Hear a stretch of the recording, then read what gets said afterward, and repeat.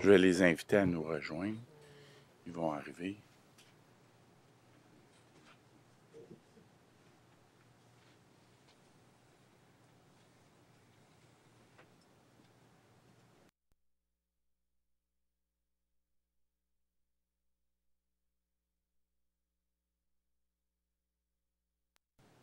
Vous allez monter sur la table.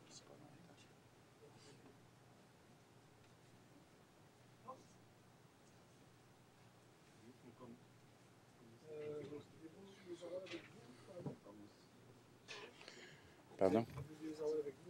Je vais les faire monter tantôt, ça sera pas long. Oui. Alors bonjour, merci aux gens qui sont ici, aux journalistes qui nous écoutent à travers la télévision. On veut saluer aussi les gens. Il y a une délégation du comité d'action des personnes sans statut et leur porte-parole, M. Bouchot. On va vous les présenter d'ici quelques instants.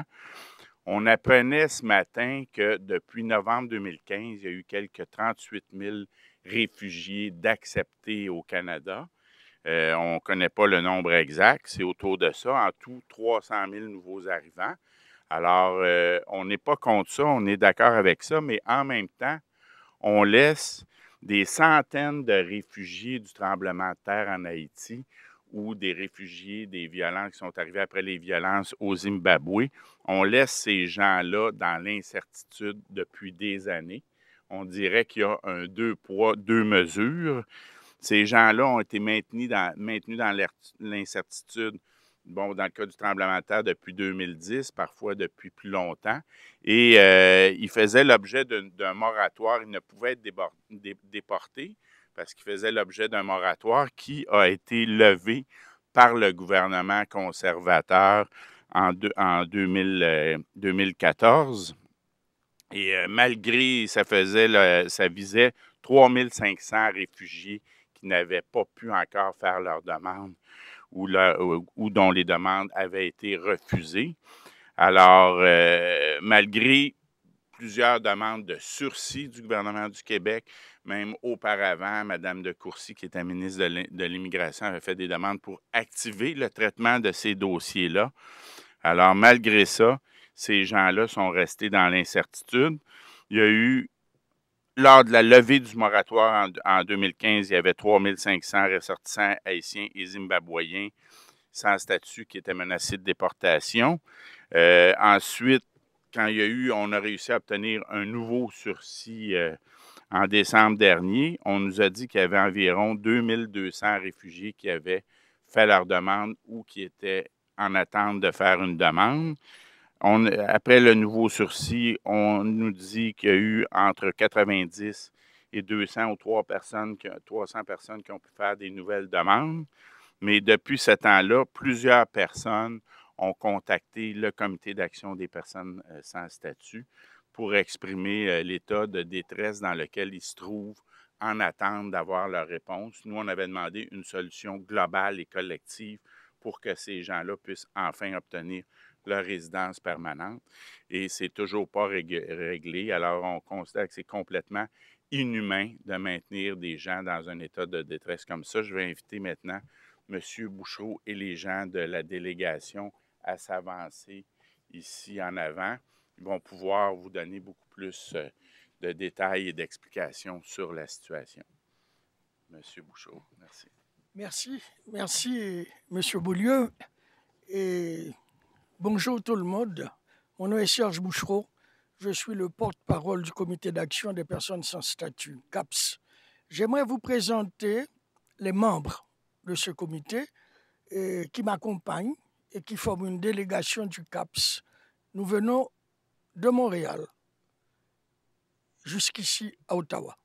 Alors, j'ai ici Madame Sandra Cadet, membre du comité, Franz André, J.C. Serran, Hervé Claude Elie et Madame Fatima Oriol. Voilà, merci. Et j'aimerais tout de suite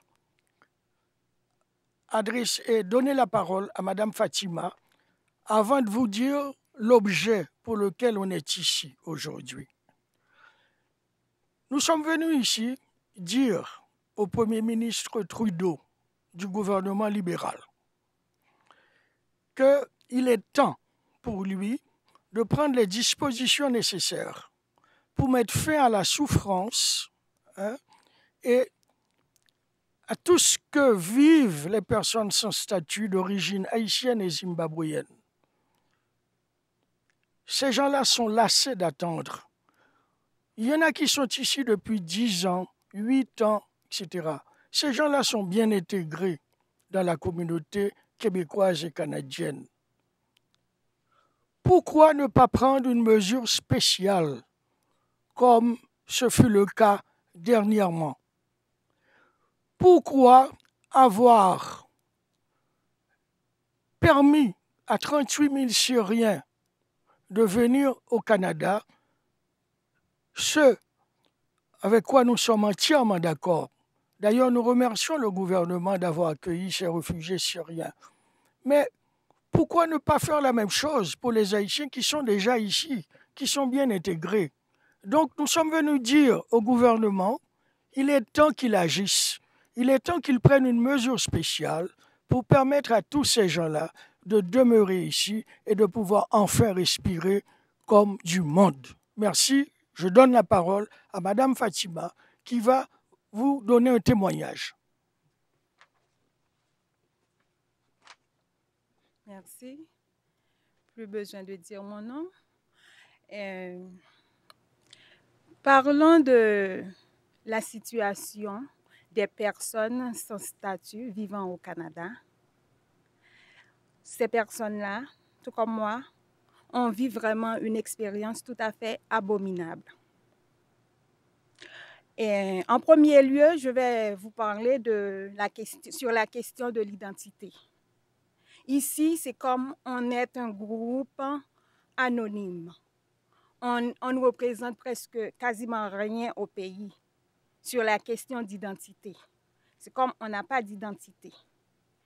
On est venu ici en tant que réfugiés et on est allé à l'immigration faire une demande d'asile. De là étant, l'immigration nous a pris notre passeport et nous l'a confisqué. Et elle nous a remis un papier brun qui représente notre identité au pays et une copie de notre passeport. C'est-à-dire qu'on n'a pas de passeport en main.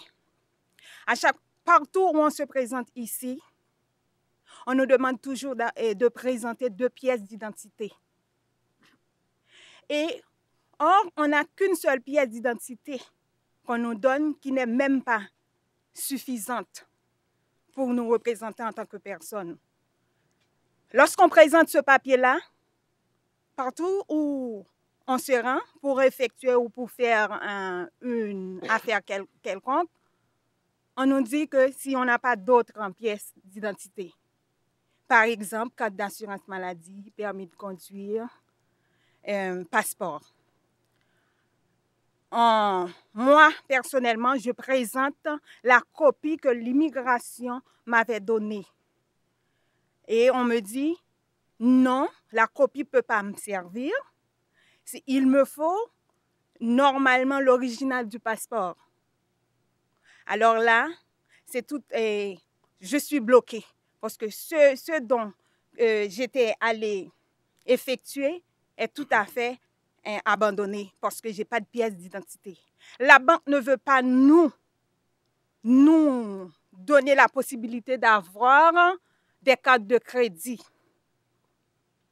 Et puis, même moi, quand je vois toutes ces péripéties-là, je suis allée à une école de conduite pour me faire inscrire, pour avoir au moins une pièce d'identification authentique. Elle m'a refusé, l'école m'a refusé parce qu'elle m'a demandé de présenter des pièces d'identité. Et j'ai présenté le même papier brun, c'est comme une sorte de stigmatisation. Quand on présente ce papier-là, c'est comme on est déjà stagué, on nous bloque. on me dit qu'il me faut avoir un passeport. Je présente la copie du passeport. Le passeport en question est déjà expiré. Alors, je ne peux pas faire un renouvellement parce qu'il me faut l'ancien passeport pour renouveler le passeport. Okay? Bref, j'ai dû abandonner.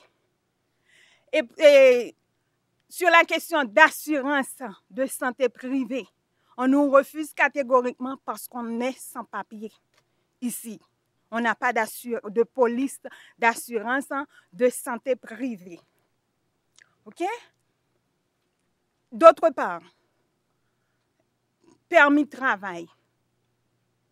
On nous donne un permis de travail à court terme que l'on doit renouveler de temps à autre.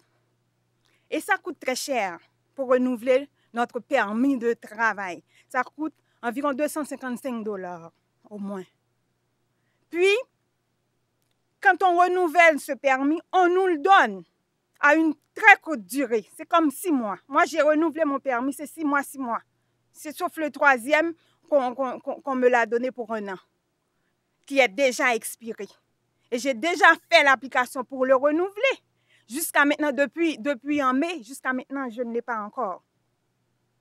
Tout ça, c'est risquant de me faire révoquer parce que je connais des gens qui se font révoquer dans leur job dans l'attente de ce renouvellement de permis de travail.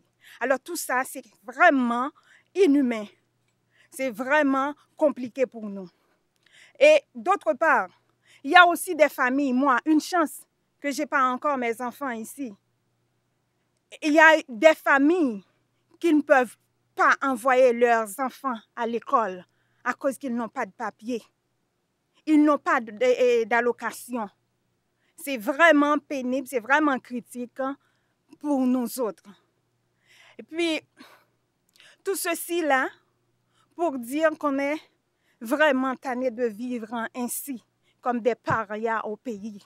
Nous sommes des êtres humains, nous sommes des réfugiés capables de faire des études, de poursuivre nos études, pouvant contribuer valablement et énergiquement au développement du Canada. Alors, il est temps que le gouvernement prenne une décision face à notre situation parce qu'on est tanné de vivre ici, de vivre ainsi, ici au Canada. Merci.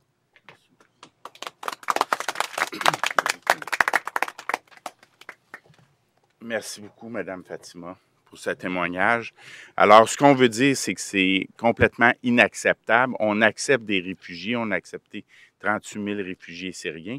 Est-ce que c'est pour les traiter comme ça? Est-ce que c'est pour laisser ces gens-là dans un état d'incertitude? Alors, j'ai posé la question la semaine dernière à M. McCallum. Je vais revenir à la charge encore aujourd'hui et autant qu'il le faudra. Ce qu'on demande, c'est qu'il s'engage à vraiment adopter une mesure spéciale pour que ces gens-là puissent avoir dès maintenant leur résidence permanente. Ces gens-là sont ici, sont intégrés au Québec, ils parlent français, souvent ils ont eu des enfants ici, ils travaillent ici quand leur travail n'est pas menacé parce qu'ils n'ont pas les papiers nécessaires. Alors on veut qu'ils restent ici. On demande, ça devrait être au Québec de décider qu'est-ce qui se passe avec son immigration. Le Bloc québécois l'a toujours revendiqué. Le Québec a fait plusieurs demandes pour activer le dossier. Alors, on demande à M. McCallum de bouger rapidement et de prendre une mesure spéciale dans les plus brefs délais. Alors, s'il y a des questions, vous êtes les bienvenus. Oui. Le moratoire a été levé le 4 août. Depuis, est-ce qu'il y a eu des expulsions? Puis si oui, combien? Est-ce qu'il y a eu des expulsions depuis le 4 août? Bon, depuis le 4 août jusqu'à présent, non. Non, à ma connaissance, non, parce qu'on serait averti. Mais par contre, d'après ce que je sais, il y a certaines personnes